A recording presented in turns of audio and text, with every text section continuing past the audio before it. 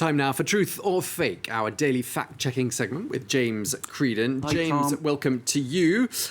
This week we've been talking quite a lot about Spotify and the fact that Neil Young was one of the first artists to tell the streaming platform, either you take the podcast by Joe Rogan off your platform or my music goes. And Spotify went for the latter. It's you or me was the ultimatum delivered by Neil Young, known for all sorts of hits such as Heart of Gold and whatnot. And you could argue, did Spotify take a position on the basis of ethics or ideas, or did they take a position on the basis that Joe Rogan's podcast has a lot of listeners? So just to give some figures, Joe Rogan, he's a somewhat controversial radio show podcast presenter, and he was kind of taken on by Spotify in 2020 for the sum of $100 million.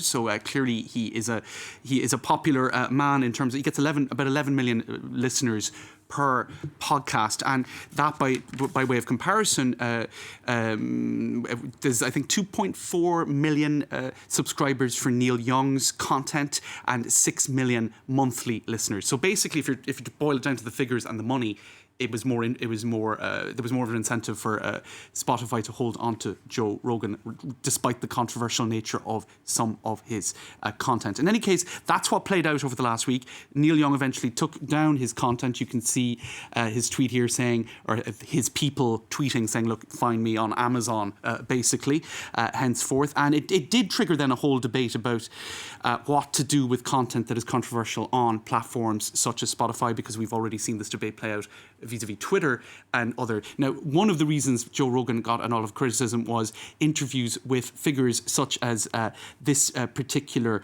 scientist. Robert Malone is his name. He was one of the founders of mRNA technology. So the guy has some expertise in the domain, but he has been heavily criticized for his position.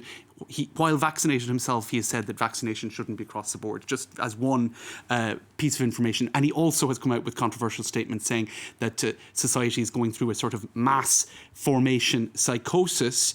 That's the statement that was spread there, and that there's a sort of a fear-based illusion going on. In any case, those sort of statements were spread across Twitter, extracts from the podcast, which is why someone like Neil Young came along and said, actually, hold on a minute, this is really dangerous. This, from his position, is disinformation, and people could die from this if they then if we see a spike in vaccine hesitancy. So it's really, this issue went to the very heart of how to handle the debate around vaccine hesitancy and COVID-19 and disinformation.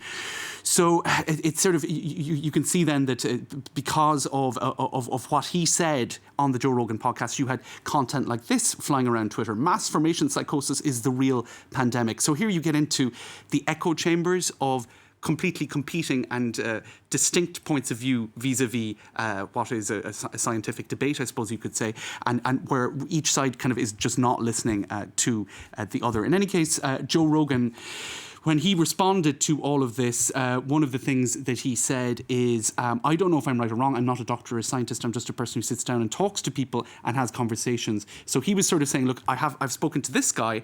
I get things wrong. I try to correct them. I'm interested in the truth. I got things wrong, but I've also interviewed other people whose positions are pretty much in alignment with the science. So the whole question is, what do you do with content like that is controversial? Spotify are actually going to label podcasts. Instead of deplatforming them, they've made the decision to label some podcasts controversial.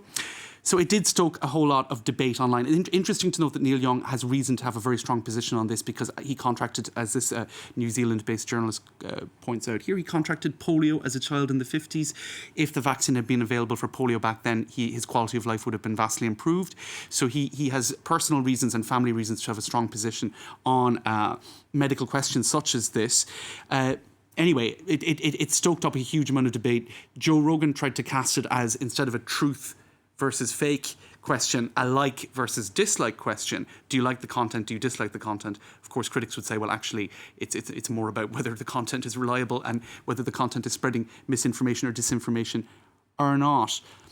So just a couple more comments on it, Tom. All of the people saying Joe Rogan has other platforms and therefore that this wouldn't be deplatforming, well, actually, sorry, I don't think a casual podcast needs to have the accuracy of a peer-reviewed study. So some saying, look, can a podcast have a space for being inaccurate? That's one position. I suppose those who would say you really need to get rid of dangerous misinformation would have another position.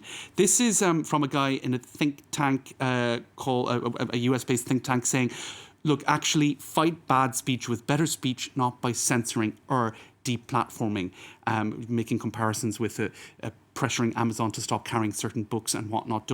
He's saying, look, actually just fight bad speech with better speech. I suppose that would be the free speech position.